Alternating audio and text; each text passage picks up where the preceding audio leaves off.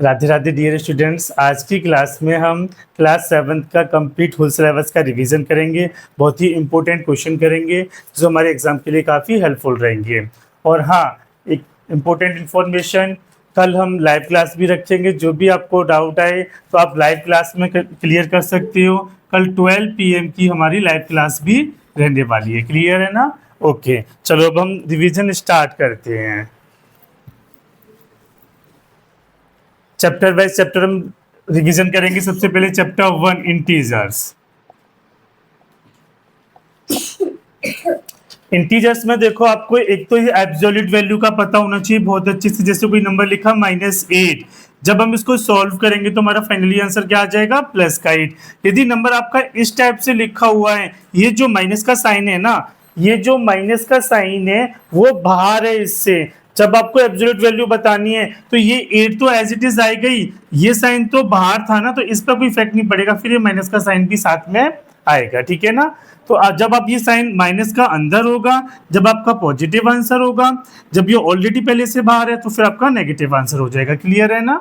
इसके साथ आपको देखो अच्छे से पता होना चाहिए, असेंडिंग डिसेंडिंग ऑर्डर है हमारा। असेंडिंग ऑर्डर आपको पता है, कोई भी नेगेटिव नंबर है, नेगेटिव में वो जितना ग्रेटर है ना, यदि हम उससे पहले माइनस का सिंबल लगाते हैं तो फिर वो माइनस का सिंबल लगाते हैं तो फिर वो किसका हो जाता है? स्मॉल नंबर हो जाता है। जैसे मैंने नंबर लिखे -3, -10, 0, 20, -15। मैंने कहा इन नंबरों को असेंडिंग ऑर्डर में राइट करके बताइए। तो असेंडिंग ऑर्डर में राइट करोगे, सबसे पहले सबसे स्मॉलेस्ट नंबर राइट करोगे, और सबसे स्मॉलेस्ट नंबर क्या हो जाएगा इसमें? -15। तो -15, -10, -3, 0, 20, ये आपका क्या हो जाएगा? Ascending order. डिसेंडिंग ऑर्डर में लिखोगे जस्ट इसका अपोजिट हो जाएगा। क्लियर है? ओके, ये इंटीजर्स हो जाएगा। फिर आपको इंटीजर में ही आगे आपका इस टाइप का क्वेश्चन भी आ सकता है, जैसे आपकी बुक में गिवन है, the sum of two integer वाला क्वेश्चन है। The sum of two integer, जैसे देखो एक क्वेश्चन हम करते हैं, the sum of two integer.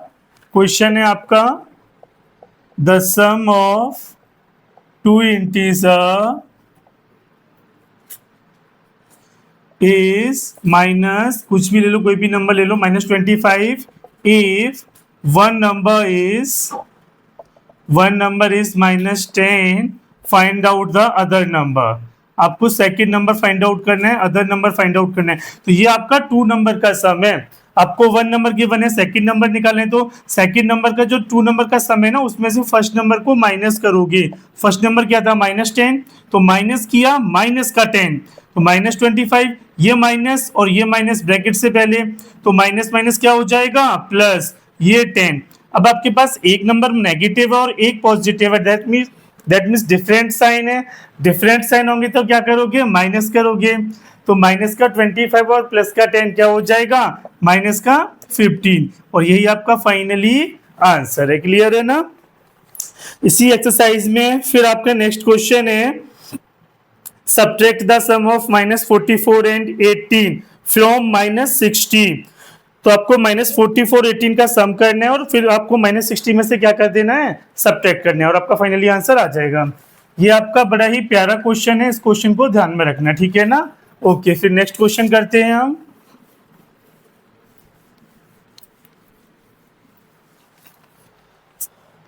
Exercise first B. Exercise first B में से हमारे क्वेश्चन है मल्टीप्लाई। आपको नॉर्मली मल्टीप्लाई करना है, find the product, normal multiply करना है। फिर आपका है फर्स्ट बी का थर्ड वाला क्वेश्चन है, find the product, -1 multiply -1 multiply -1 multiply -1 dot dot dot, जैसे आपका आ गया 500 टाइम्स। तो देखो आपको बताना इसका आंसर क्या आएगा फाइनली। तो जो -1 है वो कितने टाइम रिपीट हो रहा है? 500 टाइम। और 500 कैसा नंबर है आपको ये देखना है, इवन है या ऑड है। इवन होगा तो पॉजिटिव आंसर आना है, ऑड होगा तो नेगेटिव आंसर आना है। तो 500 आपका इवन नंबर है। कैसा नंबर है? इवन। तो फिर आपका आंसर आ जाएगा प्लस का 1। इफ यदि मैं यहाँ 501 राइट करता तो ये कैसा नंबर हो जाता? ऑड। तो फिर हमारा आंसर क्या हो जाता? -1। क्लियर है ना? इसमें फिर आपके वेरीफाई वाले क्वेश्चन है, तो वेरीफाई वाले क्वेश्चन सिंपल है, आपको कुछ नहीं करना है। X multiply y plus z equal आपको प्रूफ करना है x multiply y plus x multiply z. तो आपको एक्स वाई जेड की वैल्यू गिवन है, एक्स की 1, वाई की 2, जेड की 3। तो आपको एक्स वाई जेड की वैल्यू यहाँ पे पुट करनी है, यहाँ पुट करनी है, इसको सॉल्व करना है। सॉल्व करने पर एलएचएस और आरएचएस आपके इक्वल आने चाहिए। इक्वल आ जाएंगे तो आपका वेरीफाई हो जाएगा, और इक्वल ही आएंगे। यदि इक्वल नहीं आ रहे हैं तो आपसे कहीं ना कहीं कोई गलती हो रही है, कैलकुलेशन मिस्टेक हो रही है आपकी, ठीक है ना। तो वो आपको अच्छे से करना है, ठीक है ना। फिर हम नेक्स्ट एक्सरसाइज है हमारी फर्स्ट सी। तो फर्स्ट सी के कुछ क्वेश्चन देखते हैं हम। आपको याद दिला दूं मैं, बोर्ड मास था हमारा फर्स्ट डे, उसका हमने बोला था कि बोर्ड मास में से हम क्वेश्चन नहीं रखेंगे। फर्स्ट सी है हमारी, फर्स्ट सी में डिवाइड आ जाता है, तो आपको डिवाइड करना आना चाहिए अच्छे से। जैसे -51 डिवाइड आपको सो करना है -17 से। तो कैसे करोगे, -51 अपॉन -17, माइनस से माइनस कट हो जाएगा, 17 से 51 3 टाइम, ये आपका क्या हो जाएगा, डिवाइड हो जाएगा फ्रैक्शन में। फिर हम सेकंड फर्स्ट चैप्टर, अब आपका जो चैप्टर असेसमेंट है ना चैप्टर 1 का, तो आप बुक एक्सरसाइज जैसे ये फिल्म, एक तो टिक द करेक्ट है आपको, एक फिल इन द ब्लैंक्स, इनको अच्छे से रिवीजन आप सेल्फ करोगे, ठीक है ना। चैप्टर 2 रेशनल नंबर है हमारा। तो देखो चैप्टर 2 रेशनल नंबर में हम क्वेश्चन करते हैं कुछ।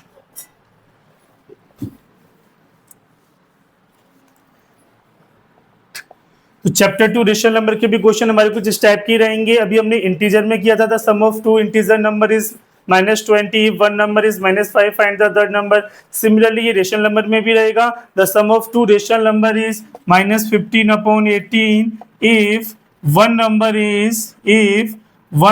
Is -3 upon 5, find the other number. तो आपको क्या करना है, ये 2 नंबर का सम है और ये 1 नंबर है, तो आपको -15 अपॉन 18 में से माइनस करना होगा -3 अपॉन 5, ब्रैकेट ओपन करोगे आप, माइनस माइनस प्लस, और ये आपका कैसे हो जाएगा, एलसीएम लेके होगा। रेशनल नंबर का एडिशन सब्ट्रैक्शन कैसे करना है, एलसीएम लेके, क्लियर है ना। तो सिमिलरली ऐसे ही आपका प्रोडक्ट में भी आ सकता है। तो प्रोडक्ट में आपको डिवीजन में आपको रेशनल नंबर का डिवीजन बता देता हूं। जैसे आपको 12 अपॉन 15 में डिवाइड देना है आपको 4 अपॉन 10 से।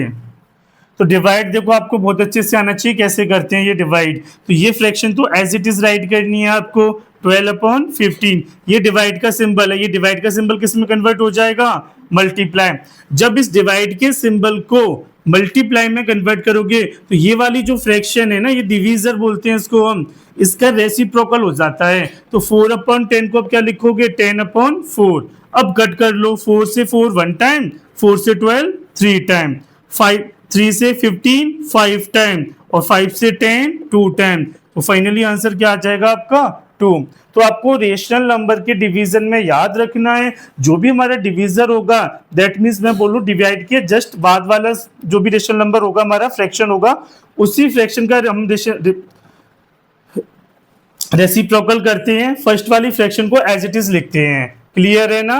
ओके, अब देखो चैप्टर 3, आपको फ्रैक्शन, रेशनल नंबर में फ्रैक्शन भी आनी चाहिए आपको अच्छे से। फ्रैक्शन कैसे, देखो इक्विवेलेंट फ्रैक्शन कैसे राइट करते हैं, प्रॉपर फ्रैक्शन को इम्प्रॉपर फ्रैक्शन में कन्वर्ट करना, इम्प्रॉपर को मिक्स फ्रैक्शन में कन्वर्ट करना। जैसे कोई फ्रैक्शन लिखी है 3 and 3/5, ये आपकी मिक्स फ्रैक्शन है, हमने बोला इसको इम्प्रॉपर में कन्वर्ट करो, तो पहले इन दोनों का तो मल्टीप्लाई करोगे, 5 का 3 से मल्टीप्लाई किया 15, फिर ये वाला न्यूमरेटर इसमें ऐड हो जाता है, 15 और 3 18, ये डिनोमिनेटर एज इट इज आ जाएगा। तो ये आपका क्या बन गया, इम्प्रॉपर फ्रैक्शन। जब आपको बोला 12/5 कोई फ्रैक्शन है, इसको मिक्स फ्रैक्शन में कन्वर्ट करो, तो आपको 5 से डिवाइड देना होगा 12 में, 5 2 10 2, रिमाइंडर आएगा जो यहाँ न्यूमरेटर बन जाएगा, जो डिवीजर था वो क्या आ जाएगा, डिनोमिनेटर।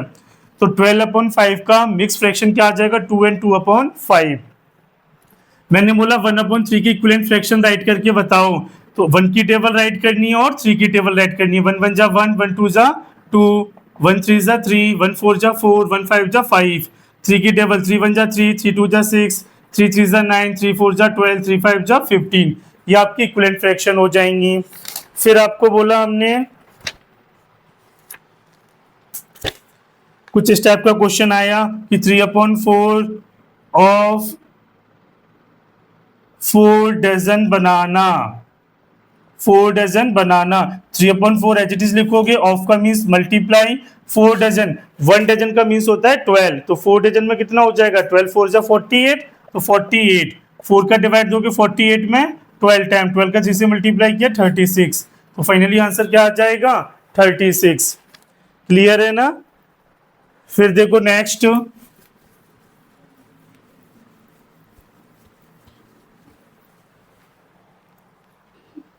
आपको सिंप्लीफाई करना आना चाहिए। सिंप्लीफाई करने के लिए जैसे हमने कोई क्वेश्चन लिखा 1 and 3/9 multiply 2 and 3/5 multiply 1 and 3/4, आपको बोला सिंप्लीफाई कीजिए। सबसे पहले ये मिक्स फ्रैक्शन है, इसको आप इम्प्रॉपर में कन्वर्ट करोगे, 9 1 जा 9, 9 और 3 12, 12/9, 5 2 जा 10, 10 और 3 13/5, 4 1 जा 4, 4 और 3 7/4। अब आप इसे सॉल्व करोगे, जो नंबर कट रहा है उसे कट कर दोगे, 4 से 12 3 टाइम, 3 से 9 3 टाइम, अब कट नहीं हो रहा, 13 7 जा 91, 3 5 जा 15, और यही आपका क्या हो जाएगा, फाइनली आंसर हो जाएगा। ठीक है ना।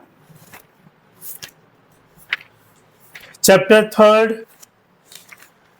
थर्ड भी आपका सेम इसी टाइप का है। ये चैप्टर थर्ड आपका जैसे चैप्टर 1 में इंटीजर में क्वेश्चन थे, ऐसी सेम इसमें क्वेश्चन है। आपको एचसीएफ एलसीएम से रेशनल नंबर करना है, फ्रैक्शन सॉल्व करना है। क्लियर है ना। फिर हम चैप्टर 4 की बात करते हैं। चैप्टर 4 के लिए मैंने आपको बोला था आपको exponent and law, exponent power की लॉ बहुत अच्छे से आने चाहिए, जिसकी हमने अलग से एक वीडियो भी डाल रखी है विद एग्जांपल। मैं आपको वापस से एक बार रिवाइज करवा देता हूं। ए की पावर m मल्टीप्लाई ए की पावर n, जब आपके बेस सेम होंगे तो आपको एक्सपोनेंट प्लस करने हैं, तो ए की पावर m प्लस n, ए की पावर m, डिवाइड का साइन होगा ए की पावर n, जब बेस सेम है डिवाइड का साइन है तो एक्सपोनेंट माइनस करने हैं आपको, ए की पावर m मल्टीप्लाई बी की पावर m, जब आपके बेस डिफरेंट हैं बट एक्सपोनेंट सेम है तो बेसों का आपस में मल्टीप्लाई कर दोगे, a मल्टीप्लाई बी की पावर m, ए की पावर m डिवाइड बी की पावर m, जब आपके बेस डिफरेंट है एक्सपोनेंट सेम में डिवाइड का साइन है तो बेसों का आपस में डिवाइड करोगे, एक्सपोनेंट सेम आ जाएगा, ए की पावर 0 क्या होता है 1, किसी भी नंबर की पावर 0 आ जाए, बहुत ही इंपॉर्टेंट है ये, किसी भी नंबर की पावर 0 आ जाए, ए की पावर 0, 5 की पावर 0, कोई क्वेश्चन ऐसे आ जाए 2p² q² की पावर 2 की होल पावर 0, तो आपको सीधा सीधा अपना आंसर क्या लिख देना है 1। किसी भी नंबर की पावर 0 आ जाए तो ऑलवेज आंसर क्या लिखना है 1। क्लियर है ना। जब ए की पावर 12 और ए की पावर 15, तो जब हमारे बेस सेम होते हैं, इक्वल का साइन होता है, तो एक्सपोनेंट भी कैसे हो जाते हैं इक्वल। यहाँ सपोज दैट हमने कोई वेरिएबल लिख दिया तो 12x इक्वल टू क्या आ जाएगा 15, जब भी बेस सेम होंगे इक्वल का साइन होगा तो एक्सपोनेंट भी कैसे आ जाते हैं इक्वल आ जाते हैं। क्लियर है ना। जब आपका ए की पावर माइनस m होगा तो हमें पता है कि एक्सपोनेंट नेगेटिव होगा तो हम इसे सॉल्व नहीं कर सकते, सबसे पहले हम इसे पॉजिटिव करेंगे, इसके लिए हम इसका रेसिप्रोकल करेंगे, तो ए की पावर माइनस m क्या हो जाएगा ए की पावर m, इसका रेसिप्रोकल करेंगे, वही हमारा आंसर हो जाता है। ठीक है ना। तो आपको ये एक्सपोनेंट पावर की लॉ आनी चाहिए विद एग्जांपल। मैंने एक अलग से वीडियो बनाई थी इंट्रोडक्शन ऑफ एक्सपोनेंट पावर का, वहां से भी देख सकते हो, अदरवाइज ये आप रिविजन कर लो। तो चैप्टर 4 में से हमारा लैंग्वेज वाला क्वेश्चन नहीं रहेगा, सिर्फ सीधा सीधा आपका क्वेश्चन होगा। यदि आपको एक्सपोनेंट पावर के लॉ बहुत अच्छे से आते हैं तो कोई इश्यू नहीं, आप इजीली कर सकते हो। ठीक है ना। कुछ इस टाइप के क्वेश्चन हमारे देखने को मिल जाएंगे आपको, जैसे 1 to 5 p की पावर 2 मल्टीप्लाई 16 q की पावर 2 अपॉन 25 p की पावर 3, और आपका आ जाएगा 32 q की पावर 4। आपको बोला गया कि इसे सॉल्व कीजिए, तो आप क्या करोगे, सबसे पहले इनके बेस प्राइम नंबर नहीं है तो इनको पहले प्राइम नंबर में कन्वर्ट करोगे। 1 to 5 को क्या लिखोगे 5 की पावर 3 p की पावर 2, 16 को क्या लिखोगे 2 की पावर 4 2 की पावर 2, 25 को 5 की पावर 2 p की पावर 3, 32 को 2 की पावर 5 q की पावर 4। अब आप सॉल्व करोगे, देखो यहाँ पे भी 5 है और आपको यहाँ मिल गया 5, दोनों डिवाइड में है तो इनके एक्सपोनेंट क्या हो जाएंगे माइनस हो जाएंगे। जब दोनों ही बेस हमारे डिवाइड में हैं तो एक्सपोनेंट माइनस हो जाएंगे। तो 5⁻³ माइनस 2 पी, पी आपका यहाँ पे भी है और पी आपका यहाँ पे भी है, दोनों डिवाइड में हैं तो इनके एक्सपोनेंट माइनस हो जाएंगे। 2⁴, 2 आपका यहाँ पे भी है और 2 आपका यहाँ पे भी, ये भी डिवाइड में है तो इनके एक्सपोनेंट भी माइनस हो जाएंगे। 2⁻2, ये दोनों डिवाइड में है तो ये भी एक्सपोनेंट माइनस हो जाएंगे। तो 5 की पावर क्या आ जाएगी 2, p की पावर क्या आ जाएगी -1, 2 की पावर -1 और q की पावर -2। तो ये माइनस वाले सारे आप कहाँ लिखोगे, x डिनोमिनेटर में लिखोगे तो क्या आ जाएगा 5 की पावर 2/2pq²। यही आपका फाइनली आंसर हो जाएगा। तो आपको एक्सपोनेंट पावर के क्वेश्चन में सबसे इंपॉर्टेंट बात यह है कि जब भी आपका बेस होगा ना, तो बेस यदि आपका प्राइम नंबर नहीं है तो सबसे पहले आपको बेस को प्राइम नंबर में कन्वर्ट करना है, उनके प्राइम फैक्टर करके कर सकते हो इजीली। फिर आपको अपने एक्सपोनेंट पावर वाले लॉ लगाने हैं। बेस सेम है, यदि मल्टीप्लाई का साइन है तो उनके एक्सपोनेंटों को प्लस करना है, डिवाइड का साइन है तो माइनस करना है। क्लियर है ना? चैप्टर 4 में से यही रहने वाला है। फिर आपका चैप्टर 5 है, अलजेब्रा है चैप्टर 5। देखते हैं एक बार चैप्टर 5 को।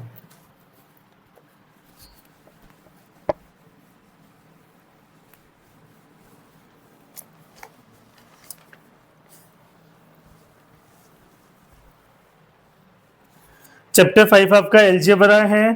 तो चैप्टर 5 में आपको इक्वेशन के लिए आ सकता है कि कोई भी क्वेश्चन है, जैसे लव्या, जैसे कोई पर्सन है लव्या है, वो आपका 1 डे में y स्टेप कवर करता है। तो बताइए कि उसको 10 डेज में कितने स्टेप चलेगा वो, तो क्या हो जाएगा 10 × y = 10y स्टेप हो जाएगा। जैसे नेक्स्ट क्वेश्चन है, कुलजीत है, जैसे 1 डे में वो 54 पेज या 1 डे में वो 54 पेज रीड करता है किसी भी बुक के। 1 डे में 54 पेज रीड करता है। बताओ x डे में कितने पेज रीड करेगा, तो 54 × x कर दोगे 54x पेज हो जाएंगे। ये आपका फाइनली आंसर है। जैसे नेक्स्ट क्वेश्चन है, आदित्य है, आदित्य आपका 10 डेज में 50 पेज रीड करता है एक बुक के।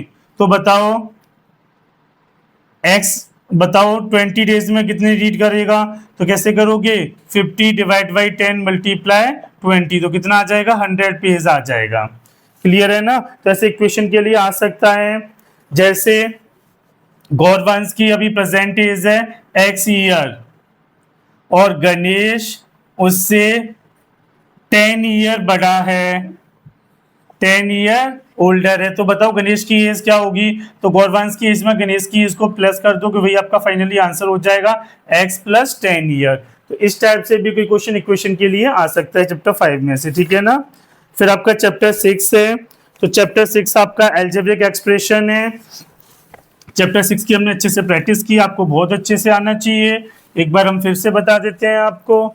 जैसे कोई क्वेश्चन है 2x + 10 = x + 20, तो देखो आपको बताया गया था, बेसिक चीजें बता रहे हैं। ये वेरिएबल हाउस है, ये नॉन वेरिएबल हाउस है, एक साइड वेरिएबल एक साइड नॉन वेरिएबल। तो ये वेरिएबल है, इधर आएगा तो माइनस का हो जाएगा। ये आपका नॉन वेरिएबल है, उधर जाएगा तो किसका हो जाएगा माइनस का, बिकॉज ये पहले से प्लस है। यदि ये माइनस का होता उधर जाता तो प्लस का हो जाता। 2x में से x माइनस किया x, 20 में से 10 माइनस किया 10, यही आपका फाइनली आंसर। ये तो एक सिंपल क्वेश्चन होगा जी, ऐसा आएगा तो 1 मार्क्स का आएगा। फिर आपको फ्रैक्शन में भी क्वेश्चन आ सकता है, जैसे हमने बहुत प्रैक्टिस भी की इस टाइप के क्वेश्चन की। x - 2/20 - x - 1/15 = x/2। इस टाइप का क्वेश्चन, x - 2/5 - x - 3/4 = 20। इस टाइप का क्वेश्चन आपको बहुत अच्छे से आते हैं, सॉल्व करो। कोई भी डाउट है तो कल की लाइव क्लास रखी है हमने, वहाँ हम क्लियर कर लेंगे, ठीक है ना? फिर आपका चैप्टर 7, अच्छा चैप्टर 6 में से वर्ड प्रॉब्लम भी आपकी आएंगी। जैसे if 7 is subtract from 4 times a number, जैसे कोई क्वेश्चन है, जैसे आप सबके पास बुक है पेज नंबर 141 पे, ये हमारी एक्सरसाइज है 6D।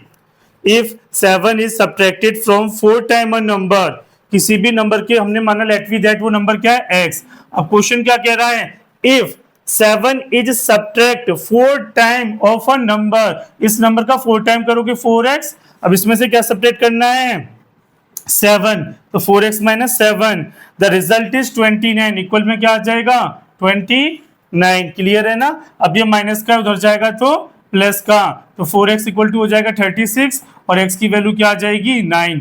तो ये आपका 6 डीमेस की भी अच्छे से प्रैक्टिस करनी है। यदि आपको किसी भी क्वेश्चन में डाउट आता है तो कल लाइव क्लास में हम इसको क्लियर कर लेंगे।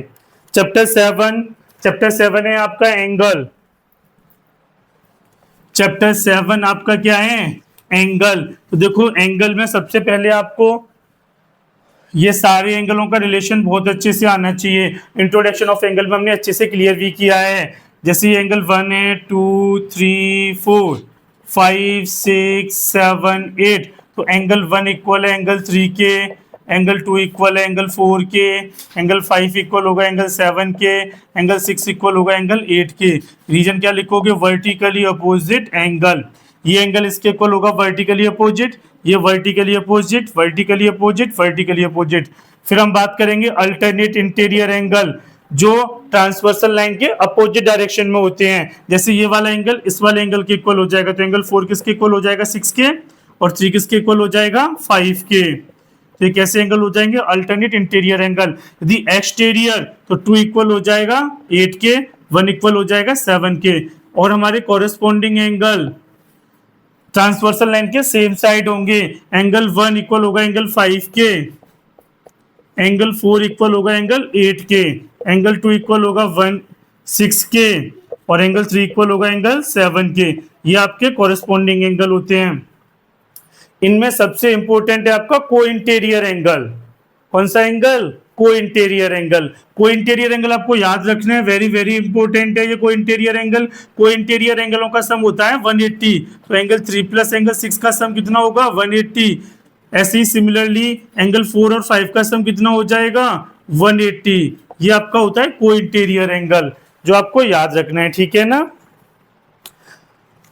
नेक्स्ट इसके बाद फिर आपको कॉम्प्लीमेंट्री सप्लीमेंट्री एंगल पता होना चाहिए। स्ट्रेट लाइन पर बने हुए एंगलों का सम 180 डिग्री होता है, ये आपको अच्छे से आना चाहिए। कॉम्प्लीमेंट्री क्या होता है, 2 एंगलों का पेयर होता है। कॉम्प्लीमेंट्री में 2 एंगलों का पेयर होता है। यदि मैंने आपसे कहा कि एक एंगल है 40 डिग्री का, बताओ इसका कॉम्प्लीमेंट्री एंगल क्या होगा, तो आप इसको 90 में से माइनस करके इजिली पता कर सकते हो 50 डिग्री। अब इसी को मैंने फ्रैक्शन में दे दिया कि 40.5 डिग्री का कोई एक एंगल है, इसका कॉम्प्लीमेंट्री एंगल क्या होगा, तो आप इसको भी क्या करोगे 90 में से माइनस कर दोगे, तो 90 माइनस 40.5, 90 माइनस 40.5 कितना आ जाएगा आपका 49.5। तो माइनस करने में गलती नहीं करनी है आपको, सीधा सीधा माइनस करो। 90 में से 40 माइनस किया 50, और 50 में से फिर ये हाफ माइनस किया तो 49.5 रह जाएगा आपका, ठीक है ना। सिमिलरली सप्लीमेंट्री एंगल में भी 2 एंगलों का पेयर होता है और उन दोनों का सम कितना होता है 180 डिग्री। जब आपको मैंने बोला कि 40 डिग्री का एक एंगल, इसका सप्लीमेंट्री एंगल बताओ, तो आप इसको 180 में से माइनस कर दोगे तो कितना आ जाएगा आपका 140। मैंने बोला 40.5 डिग्री का कोई एंगल है, इसका सप्लीमेंट्री एंगल बताओ, तो 180 में से माइनस कर दोगे कितना आ जाएगा 149.5 डिग्री, या फिर इसमें 139.5 डिग्री, ऐसा कुछ आपका आंसर आ जाएगा, ठीक है ना।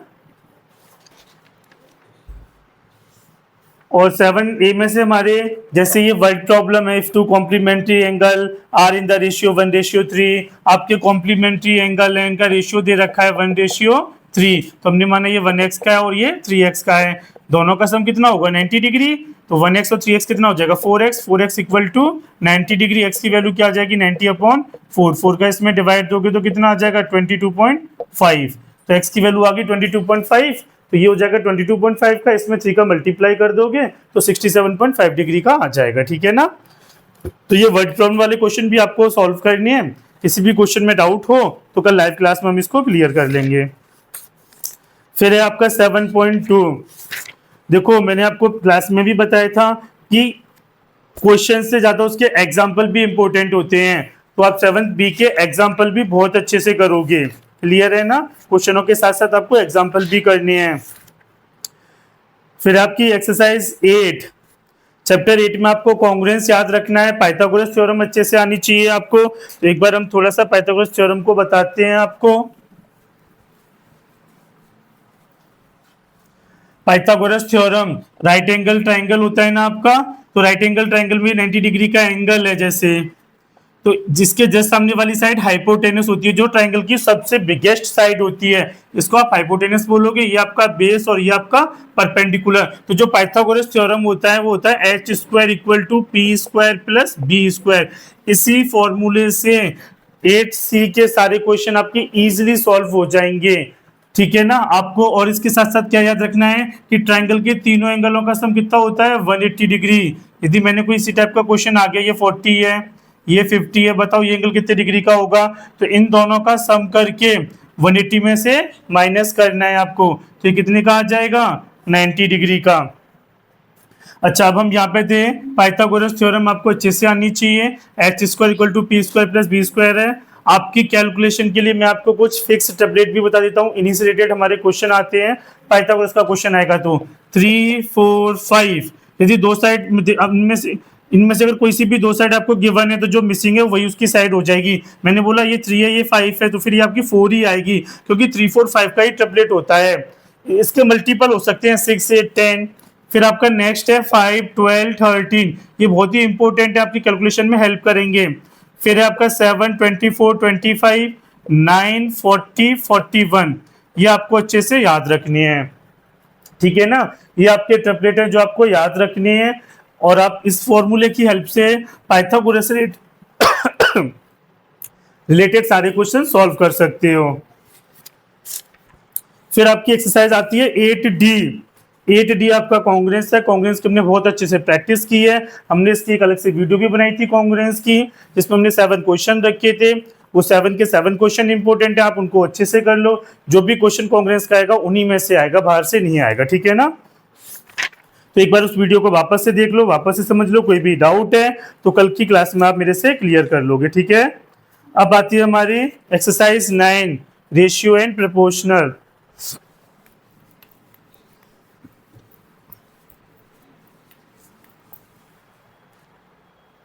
देखो रेशियो तो आपको पता ही है, जैसे 20:25 लिखा, मैंने कहा इसका रेशियो निकालिए, तो इसका HCF हाईएस्ट कॉमन फैक्टर से इनको कट कर देते हैं, 5 से 4 टाइम, 5 से ये 5 टाइम, तो रेशियो हो गया 4:5। एक आपको प्रपोर्शन बहुत अच्छे से पता होना चाहिए, जैसे हमने लिखा 4:x proportional 8:24।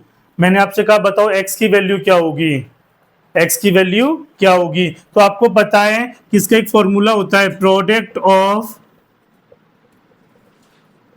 Extreme term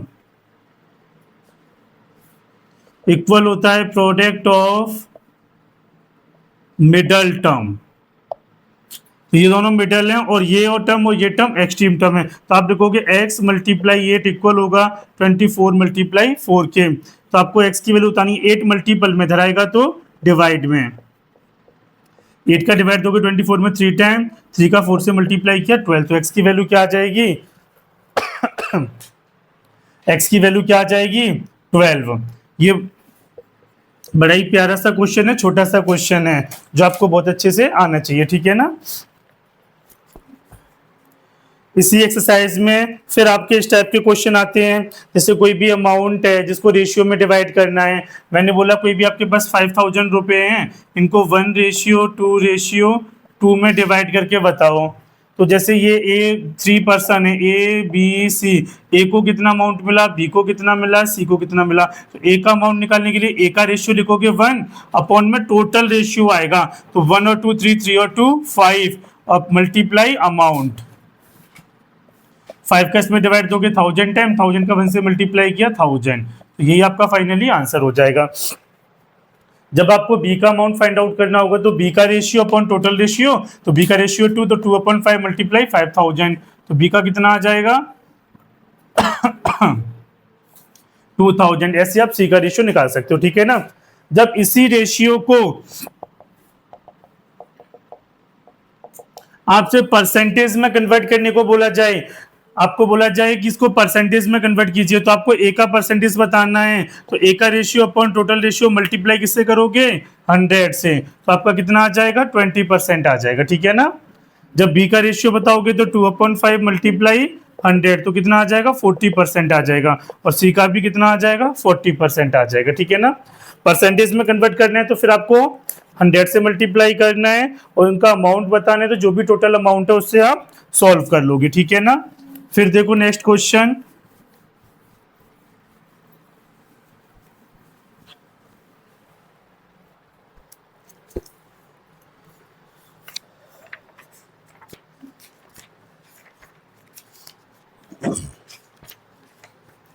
nine B से प्रोपोर्शनल वाला क्वेश्चन हमने आपको बता ही दिया। अब हम चैप्टर 10 पे आते हैं।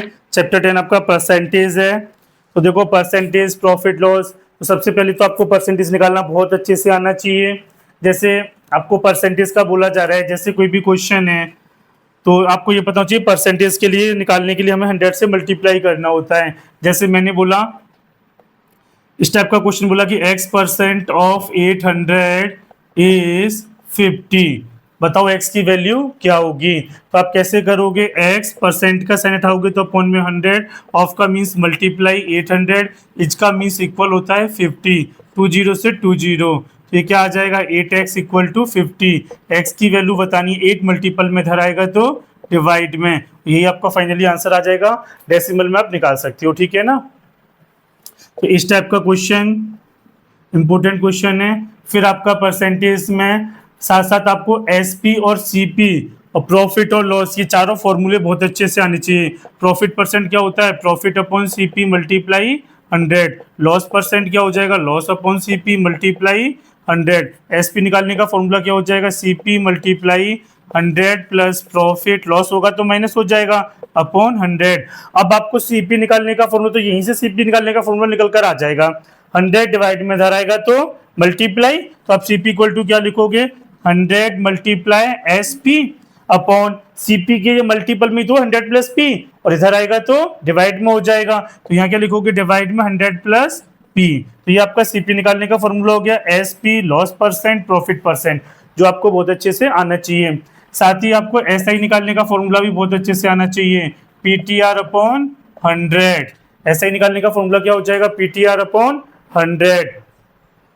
तो अगर आपको देखो चैप्टर 10 में से फॉर्मूला बेस्ड सारे क्वेश्चन है हमारे, यदि आपको फॉर्मूले अच्छे से आते हैं तो आप सारे क्वेश्चन इजीली कर सकते हैं। जैसे देखो मैंने इस टाइप का कोई क्वेश्चन दिया, सपोज दैट कि एसपी है आपका 1440, लॉस है आपका 10%, बताओ सीपी क्या होगा, सीपी की वैल्यू आपको बतानी है क्या होगा। तो आपको सीधा सीधा सीपी का फॉर्मूला लगाना है, क्या होता है 100 मल्टीप्लाई एसपी, तो 100 मल्टीप्लाई एसपी, एसपी कितना है 1440 अपॉन 100 प्लस पी, और लॉस होगा तो 100 माइनस लॉस, यहाँ पे लॉस है तो आप क्या लिखोगे 100 माइनस 10, तो क्या फॉर्मूला हो जाएगा 100 मल्टीप्लाई 1440, 100 माइनस 10 कितना हो जाएगा 90, 0 से 0, 9 का डिवाइड दोगे 144 में 16 टाइम, और 16 का 100 से मल्टीप्लाई किया तो कितना आंसर आ गया 1600। तो आपका कॉस्ट प्राइस क्या आ जाएगा 1600। क्लियर है ना। तो आपको फॉर्मूले अच्छे से लर्न करनी है तो आपको क्वेश्चन हो जाएंगे। किसी भी क्वेश्चन में डाउट आता है तो आप कल उसको क्लियर भी कर सकते हो। कल हमारी लाइव क्लास रहने वाली है कितने बजे, 12 PM, है ना। ओके, फिर देखो इसके साथ ही हम 10C के क्वेश्चन हो जाएंगे। 10D आपका सिंपल इंटरेस्ट है। तो देखो सिंपल इंटरेस्ट में से आपके इस टाइप के भी क्वेश्चन रहते हैं, जैसे if the sum of money double itself in 6 year, कोई मनी आपका 6 ईयर में डबल हो रहा है। जैसे आपने माना लेट बी दैट आपका प्रिंसिपल है, आपने प्रिंसिपल माना 100, अमाउंट कितना हो जाएगा 200, कितने टाइम में हो रहा है 6 ईयर में, तो बताओ रेट क्या होगी। आपका प्रिंसिपल 100 है और वो आपका प्रिंसिपल डबल हो जाता है 6 ईयर में, तो डबल कितना हो गया 200 टाइम 6 ईयर, तो आपको रेट बतानी है। तो रेट बताने का फॉर्मूला क्या हो जाएगा 100 multiply S I upon P multiply T, तो क्या हो जाएगा 100 मल्टीप्लाई 100 मल्टीप्लाई 6, तो कितना आ जाएगा 100 अपॉन 6 ईयर, यही आपका फाइनली आंसर हो जाएगा। तो आपके एसआई वाले जितने भी क्वेश्चन है ना, ये फॉर्मूला बेस्ड सारे क्वेश्चन है, आप इन सारे क्वेश्चनों की प्रैक्टिस करोगे। सिमेट्री, सिमेट्री में देखो सबसे इंपॉर्टेंट हमने क्वेश्चन बताए थे आपको। एक तो जैसे जो हमारे अल्फाबेट होते हैं ना इंग्लिश में, अल्फाबेट, अल्फाबेट आपको पता है 26 अल्फाबेट होते हैं ए से लेके जेड तक। इन 26 अल्फाबेट को हमने 3 टाइप से डिवाइड किया था। कितने टाइप से डिवाइड किया था? 3 टाइप से हमने बताया। तो कुछ अल्फाबेट इसमें से ऐसे होते हैं जिनकी हम हॉरिजेंटली सिमेट्री पॉसिबल है, सम अल्फाबेट ऐसे जिनकी वर्टिकल सिमेट्री पॉसिबल है, और सम अल्फाबेट इस टाइप के हैं कि उनकी हॉरिजेंटली और वर्टिकली बोथ टाइप से सिमेट्री पॉसिबल है। जैसे आपका B C D E K only horizontal, A M T U V W Y only vertical, H I O X both. Some alphabet ऐसे भी हैं जिनकी सिमेट्री पॉसिबल नहीं है, वो आपके अल्फाबेट हैं F G J L N P Q R S Z.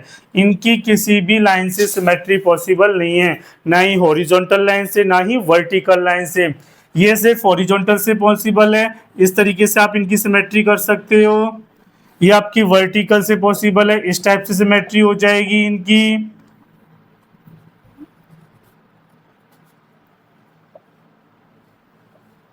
ये आपका बोथ लाइन से सिमेट्री है, इस टाइप से सिमेट्री हो जाएगी इनकी, हॉरिजॉन्टल भी वर्टिकल भी।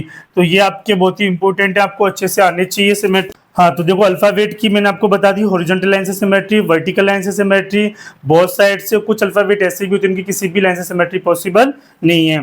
फिर आपके शेप आ जाते हैं, जैसे क्वाड्रिलेटर है, ट्राइंगल है। तो क्वाड्रिलेटर में आपके रेक्टेंगल हो गए, रोम्बस हो गया, ट्रेपेजियम हो गया है ना, तो काइट हो गई, तो सर्कल है, सेमी सर्कल है, इनकी कितनी लाइन से सिमेट्री पॉसिबल है ये सब आपको पता होना चाहिए। रेगुलर हेक्सागोन है, रेगुलर पेंटागोन है। हेक्सागोन है तो 6 लाइन से सिमेट्री होगी, पेंटागोन है तो 5 लाइन से होगी, ऑक्टागोन है तो 8 से होगी, हेप्टा है तो 7 से होगी, डेका है तो 10 से होगी। फिर आपको ये भी पता होना चाहिए 9 लाइन को पॉलीगोन को क्या बोलते हैं, नेनागोन। 5 लाइन होंगी तो पेंटागोन, 6 होंगी तो हेक्सागोन, ठीक है ना। सिमेट्री का फिर आपका चैप्टर 12 आता है। चैप्टर 12 है आपका विजुअलिंग सॉलिड शेप। तो ये सॉलिड शेप वाला है। देखो इसमें सबसे इंपॉर्टेंट हमने पढ़ा था प्रिज्म एंड पिरामिड। तो मैं एक बार आपको फिर से बता देता हूँ प्रिज्म एंड पिरामिड कैसे बनाते हैं, ये आपको अच्छे से बनाने आने चाहिए। प्रिज्म एंड पिरामिड, तो देखो पहले मैं पेंटागोन का आपको प्रिज्म बना के बताते हैं हम आपको। पेंटागोन, सबसे पहले आपको एक पेंटागोन बनाना है। तो आप एक पेंटागोन बनाओगे, बड़ा ही प्यारा सा पेंटागोन होना चाहिए आपका। पेंटागोन नहीं बना, अच्छा फिर से बनाते हैं। पेंटागोन तो प्यारा होना चाहिए।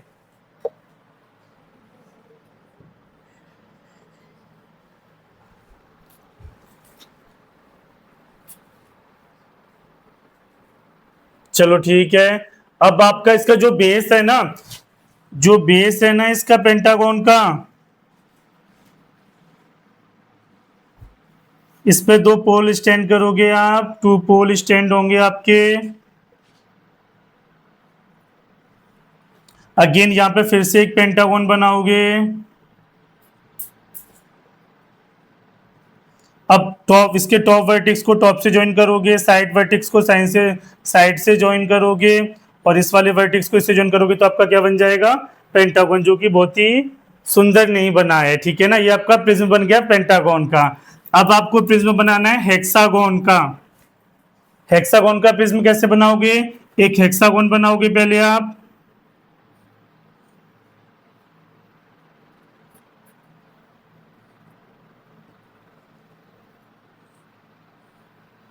ठीक है ना। फिर इसके बेस वाले वर्टेक्स पर 2 पोल स्टैंड करोगे आप,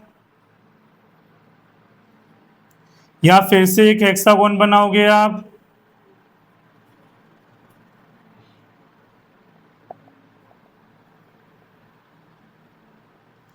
अब साइड वाले वर्टेक्सों को साइड से ज्वाइन करोगे, और ये वाले टॉप वर्टेक्सों को टॉप से ज्वाइन कर दोगे, और आपका एक प्यारा सा हेक्सागोन प्रिज्म बन के रेडी हो जाएगा। ये पेंटागोन से प्यारा बना है बट, है ना। ठीक है, ये हेक्सागोन प्रिज्म बन गया आपका। साथ ही आप पिरामिड देखोगे तो ट्रायंगल पिरामिड तो बहुत ही इजी है, बस बीच में एक डॉट लेना है और तीनों वर्टिक्सों को उससे ज्वाइन करना है, ट्रायंगल का पिरामिड बन गया आपका। यदि आपको स्क्वायर का पिरामिड बनाना है तो आप एक स्क्वायर बनाओगे प्यारा सा। फिर कैसे बनाओगे इसका पिरामिड? अब यहां पर एक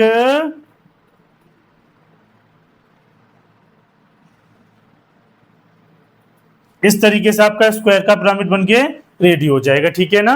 तो ये आपको प्रिज्म पिरामिड बहुत अच्छे से बनाना आना चाहिए, क्लियर है ना। इसके साथ ही हमने आपको इसी चैप्टर में क्यूब, क्यूबॉइड, कौन, सिलेंडर सबकी शेप बताए थे। क्यूब कैसे बनाते हैं, सिलेंडर कैसे बनाते हैं। जैसे क्यूब आपका ईच फेस स्क्वायर फेस होता है, जिसके अंदर 6 स्क्वायर फेस होते हैं। कितने फेस होते हैं? 6 स्क्वायर फेस होते हैं। फेस कितने होते हैं इसमें? 6। वर्टिक्स कितने हो जाएंगे इसके अंदर? 8। और एजेस कितनी हो जाएंगी इसमें? 12। तो आपको जितने भी सॉलिड शेप हैं, cube, cuboid, cylinder, cone, sphere, सबके फेस, वर्टिक्स, बहुत एजेस बहुत अच्छे से आपको आनी चाहिए, ठीक है ना। वेरी वेरी इंपॉर्टेंट है ये। फिर हम चैप्टर 14 की बात करेंगे। Chapter 14 mean, mode, median. Mean sum of all observation upon number of observation, काफी टाइम हम कर चुके हैं। एक छोटा सा एग्जांपल लेते हैं इसका। जैसे कोई भी नंबर है आपके x+1, 5, 8, 6 और इसका मीन दे रखा है आपको 2x+1, तो बताओ x की वैल्यू क्या होगी। तो सम ऑफ ऑल ऑब्जर्वेशन, तो x+1 +5 +8 +6 कितने नंबर हैं? 1 2 3 4 इक्वल टू, आपको मीन ऑलरेडी पहले से गिवन है 2x+1।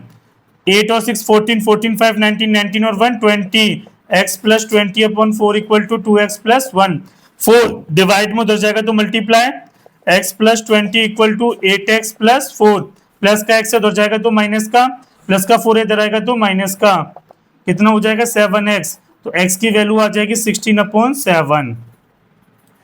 ऐसे ही मोड में आपको क्या देखना है? Maximum frequency. मोड में क्या देखना है? Maximum frequency. मीडियन में आपको क्या करना है? कोई भी नंबर है आपके, यदि आपको मीडियन फाइंड आउट करना है तो उनको या तो असेंडिंग ऑर्डर में लिखना है या फिर डिसेंडिंग ऑर्डर में। फिर उनकी मिडिल टर्म बतानी है। यदि आपकी ऑड टर्म है तो आपका फॉर्मूला क्या हो जाएगा? n+1/2v term. यदि आपकी इवन टर्म है तो फॉर्मूला हो जाएगा n/2v term plus n/2 plus 1v term लेनी है आपको, अपॉन में क्या करना है? 2। ये आपका इवन टर्म का निकालने का फॉर्मूला हो जाएगा।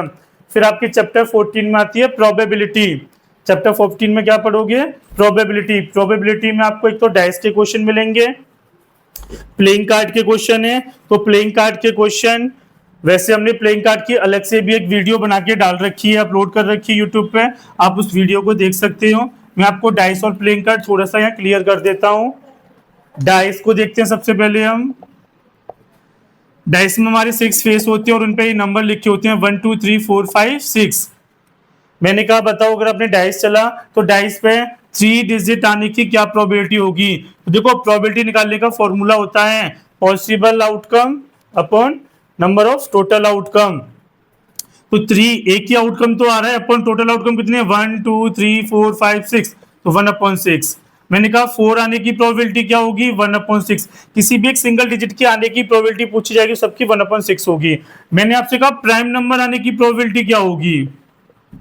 प्राइम नंबर आने की प्रोबेबिलिटी, तो प्राइम नंबर देखोगे, प्राइम नंबर कौन कौन सी है? 2 3 5, तो कितने हैं? 3। और टोटल नंबर कितने हैं? 6। कट कर दोगे 1/2। मैंने आपको बोला ऑड नंबर आने की प्रोबेबिलिटी क्या होगी? ऑड नंबर कितने हैं? 1 3 5, 3/6, 1/2। इवन नंबर आने की प्रोबेबिलिटी क्या होगी? 3/6, 1/2। इस टाइप से तो आपके डाइस के क्वेश्चन हो जाएंगे, ठीक है ना।